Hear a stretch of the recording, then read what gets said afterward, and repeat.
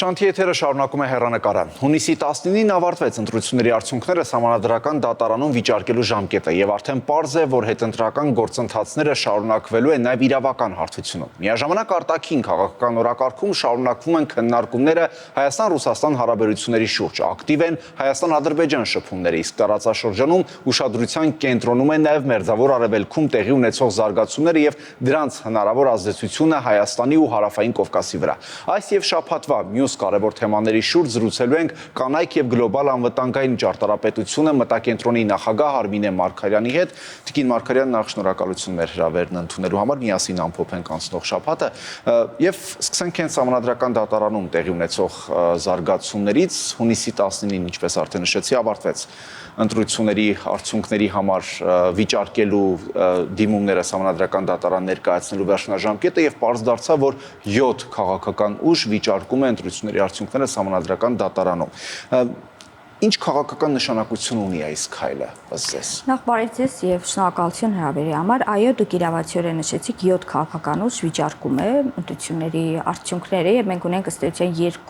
մոտավորապես 2 շաբաթ, որի ընթացքում արդեն Սահմանադրական դատարանը որոշում կկայացնի կլինի արդյոք երկրորդ փուլ ընտրությունների թե ոչ։ Կարծում եմ սա հաշվի առնելով այն պատկերը, որը ձևավորվել էր այն հռետորաբանությունը, որը օգտագործում էր եւ նախընտրական ժամանակահատվածում եւ ընտրություններից անմիջապես հետո ուրեմն պարլամենտ անցած ուժերի կողմից եւ ոչ միայն անցած ուժերի կողմից, արդեն տրամաբանորեն մեզ հուշում էր, որ լինելու է նման պատկեր։ Եվ ընդ որում տեսնում ենք, որ 7-ից 6-ը այսպես արմատական բաղական ընդդիմություն են, որպես դիրքավորում եւ ընդամենը մեկն է, որ արևմտամետ թևին հարող եւ առավել լոյալ կարող ենք ասել պատկերի հետ, որը ձևավորվել է։ Ես կարծում եմ, որ սա բավական այսպես տուրբուլենտ բնականաբար իրավիճակ է ստեղծում ներքաղաքական դաշտում եւ հանրային դաշտում, որովհետեւ նախընտրական փուլը լի էր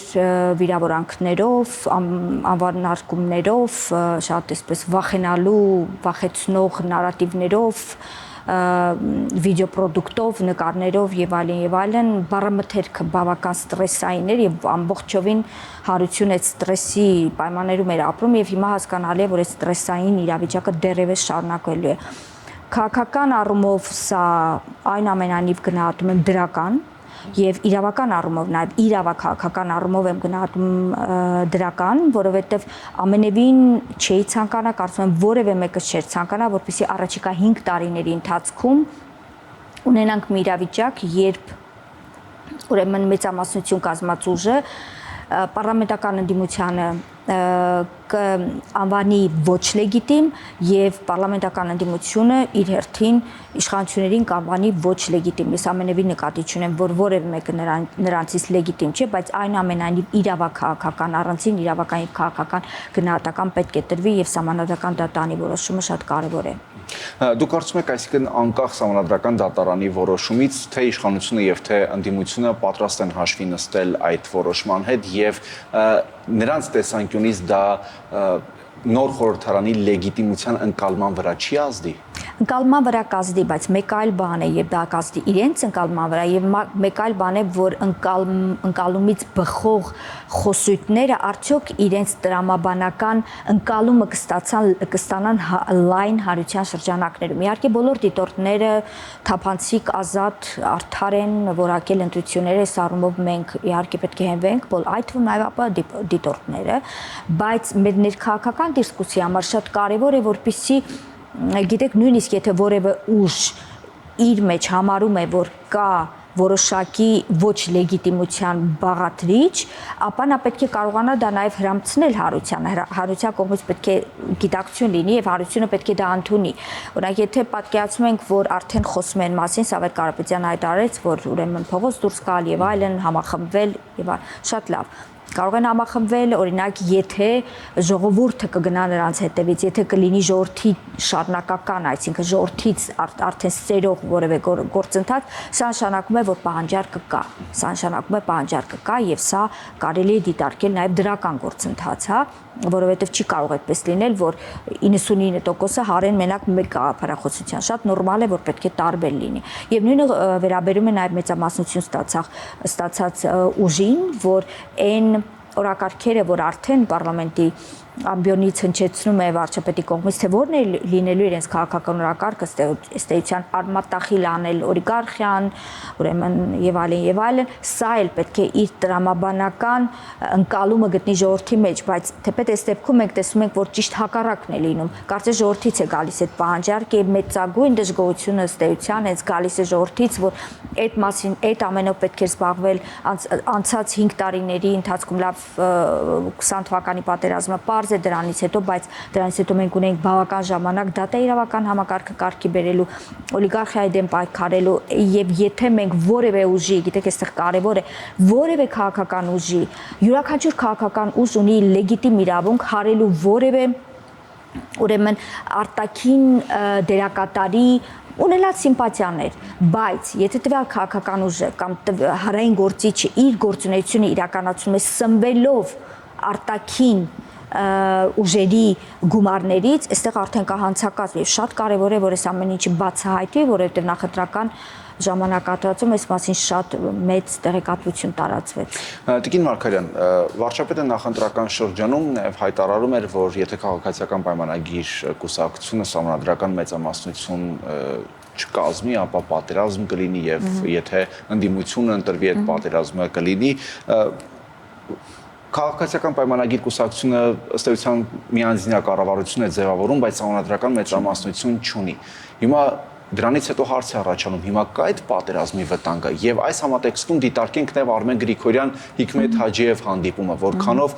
սրանք տեղավորվում են նույն տրամաբանության մեջ։ Ես գրեթե զրոյական եմ համարում որևէ պատերազմի հավանականությունը, որովհետեւ դրա համար չկան նախադրյալներ։ Այլ բան է, որ չունենալը, սահմանադրական մեծամասնություն չունենալը իր տրամաբանական նեգատիվ ազդեցություն են ունենալու հայ-ադրբեջանական գործընթացի եւ հայ-թուրքական գործընթացի վրա, որտեղ այս երկուսը իրենք զուգահեռ են ընթանում, այն առումով, որ մենք ունենանք որոշ առումով ստագնացիա, բայց պատերազմի համար պայմաններ որպես այդպեսին գոյություն չունեն։ Ինչու՞, որովհետև հայ-ադրբեջանական գործընթացը որքան կարևոր է Հայաստանի համար, նույնքան կարևոր է Ադրբեջանի համար։ Այլ հարց է, որ մենք մեր ներքին դիսկուրսում շատ ավելի կոնստրուկտիվ ենք, քան իրենք իրենց ներքին դիսկուրսում, եւ սա պայմանավորված է ռեժիմների, կառավարման մոդելներից, հա։ Հիմա տեսեք, եթե մեր համար սա կարևոր է հայտնի պատճառներով, իրենց համար էլ կարևոր է, որտեղ իրենք սա օգտագործում են այլ գործիք արտաքին աշխարհի հետ, արևմտյան աշխարհի հետ իրենց հարաբերությունները կարգավորելու համար։ Ըստ էության օգոստոսի 8-ի պայմանավորվածությունները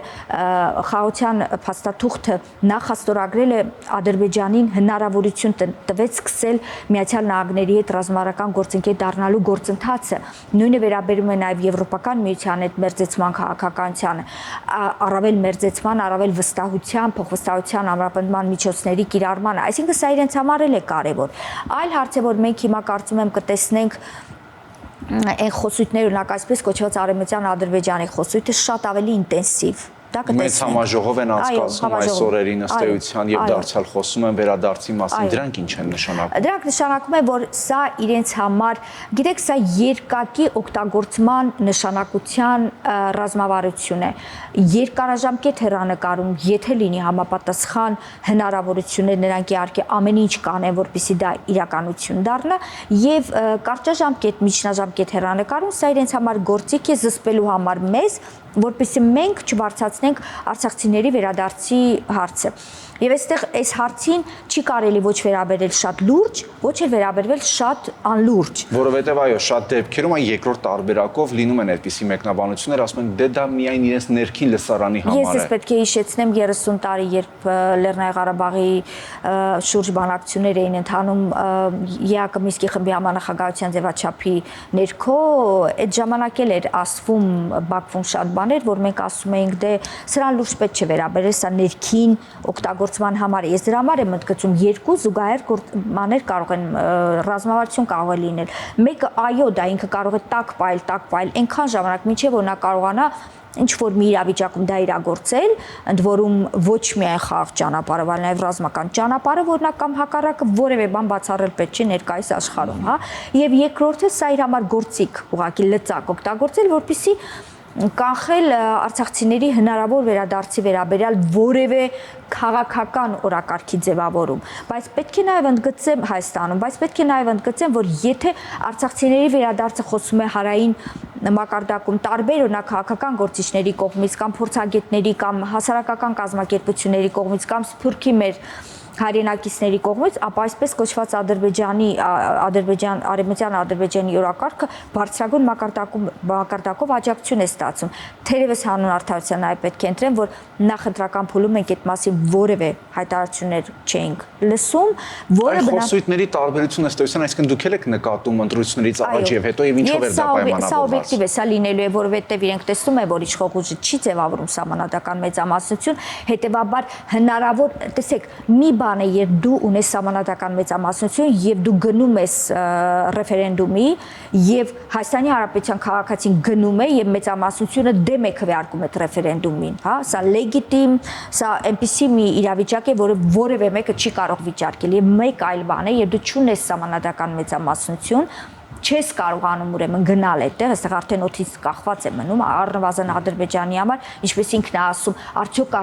ռևանշիստական տրամադրություններ Հայաստանում, թե չէ, հա, եւ քո համար նաեւ դու ինքդ չես կարողանում հասկանալ, չես կարողանում քո մայր օրենքի շուրջ քննարկում գեներացնել, դիսկուրս գեներացնել, այսինքն երկու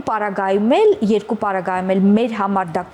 շատ կարևոր գործընթաց է, դա ամենը ինչ եմ ընկալում որպես Ադրբեջանի պահանջ, բացարձակ, նույնիսկ այդպիսի օրակարգ կա Ադրբեջանի ներսում, դա բացարձակ մեր հետ կապ չունի, մենք մեր վրա պետք է կենտրոնանանք մեր անելիքների, բայց այսօր երբ փաստորեն ԿՊ-ն չի ունենում սահմանադրական մեծամասնություն, սա իհարկե բավական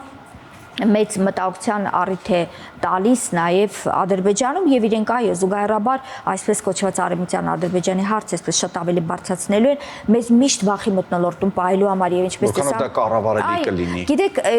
եթե այսպիսի մի բան կա, կարծես նախընտրական ժամանակահատվածում երբ խոսում էր այդ այսպես կոչված 300,000 ադրբեջանցիների վերադարձի մասին, Հայաստան վերադարձի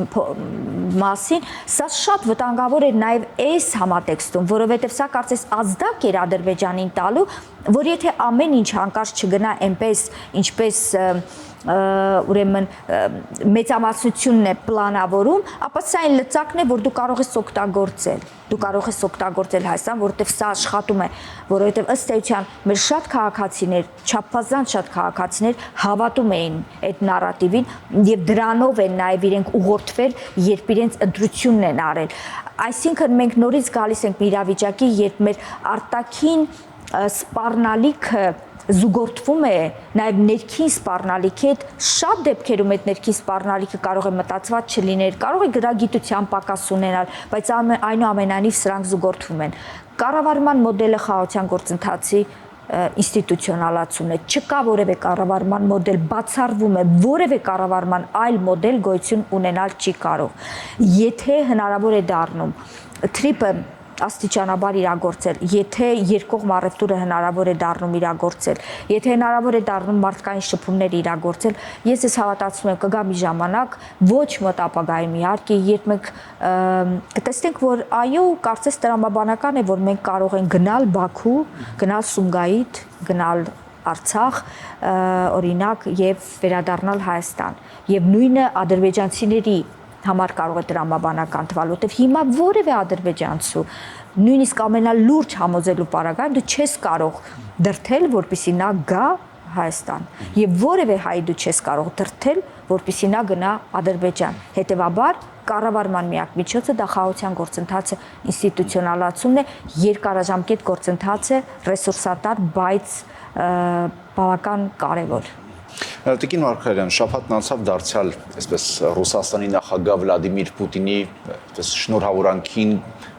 գուցե ճոխ լինի ասել սпасելով կամ ամեն դեպքում այդ հարցը կար շնորհավորելու է թե չի շնորհավորելու, բայց ամեն դեպքում ես հիշում եմ, որ նախորդ ընտրությունների 2021 թվականին այդ շնորհավորանքը 2-3 օր հետո ընտրություններից տեղի ունեցավ։ Հիմա բավականին ձգձգվում է ձեր մեկնաբանությունը։ Եկեք վերադառնանք այն խոսակցությանը, որը տեղի ունեցավ Հանրապետության վարչապետի եւ Ռուսաստանի Դաշնության նախագահի միջեւ, երբ Վլադիմիր Պուտինն ասաց, որ ինքը կուզենար, որպեսզի Ռուսաստանի քաղաքացիություն ունեցող անձինք մասնակցեն ընտրություններին, հա։ Սրան մենք ունենք իրավական կարգավորում, սրան չեն կարող գնալ, բնականաբար ես մասին բարձրացեց, բայց Ռուսաստանի համար սա համարվում է թշնամական քայլ։ Այսինքն սա անցալում է ինքը, որ դու թշնամական ես տրամադրված իր դեմ, որովհետև իր շահերից բխող օրակարգ դու չես սպասարկում։ Եթե մենք տեսնում ենք, թե ինչպիսի դիսկուրս էր օգտագործում այս նախընտրական ժամանակահատվածում ռուսական TV ալիքներով եւ ինչպիսի բառամթերք էր օգտագործում նաեւ որոշ քաղաքական ուժերի կողմից, դրանք շատ իդենտիկ են։ Հիմնական մեխը հետեւյալն էր, որ պետք է վիճարկել ընտրությունների լեգիտիմությունը։ Պետք է վիճարկել ընտրությունների լեգիտիմությունը։ Հետևաբար այն որպես կողմի կողմից եղավ հայտարարություն, որ մենք չեք շտապում, երբ վերջնական արդյունքները կլինեն նոր այդ մասին եւ այլն։ Սա այս ամենի շուրջ պետք է դիտարկենք։ Հետևաբար ես ուղղակի կոչ կանեի մեր հանրությանը, գիտեք, այդպես չսպասել առանձնապես, որովհետեւ լավ, Ալիևն էլ չի շնորհավորել, Էրդողանը նույնպես չի շնորհավորել, այլ երկրների ղեկավարներ։ Հիմա գուցե ՍԴ-ի որոշմանը սպասեն։ Իրենք սպասելու են ՍԴ-ի որոշմանը, ՍԴ-ի որոշումից հետո նոր որոշում են կայացնելու, պետք է շնորհավորել թե չէ։ Սա միանշանակ տեղի ունենալու, բայց իմ ասածը հետևյալն է, որ որքան Հայաստանին շնորհավորելը Հայաստանի ընտրություններում պետք է Հայաստանին, որովհետև խոսքը վերաբերում է միջազգային հարաբերությունների սուբյեկտ Ռուսաստանի հետ եւ հարևան եւ տարածաշրջանում մեծ դերակատարություն ունեցող Ռուսաստանի, այնքան էլ դա պետք է Ռուսաստանին, որովհետև դու չես շնորհավորում, նշանակում է դու չես ճանաչում այդ իշխանությանը, նշանակում է դու կպտրում ես բոլոր անխտիր կապերը տվյալ իշխանությունների հետ, հետեւաբար ուր են գնում տնտեսական հարաբերություններ, ուր են գնում քաղաքական, մշակութային, դիվանագիտական եւ այլն, այսինքն պարզ է, չէ, որ այստեղ լուրջ չէ, այսպես։ Խոսելով նաև արևմուտքի մասին եւ ամփոփելով մեր զրույցը, արդյոք Եվրամիությունը կարող է իսկապես այլընտրանք դառնալ։ Այս դեպքում ԵԱՏՄ-ին մենք տեսնում ենք, որ փորձում են ինչ-որ ֆինանսական օգնություններ եւ այլն, եւ արդյոք սա պատրանք է, գուցե այդպես ասենք, չի ստեղծի, որ Հայաստանը կանդամակցի Եվրամիությանը։ Տեսեք, այլընտրանք ոչ,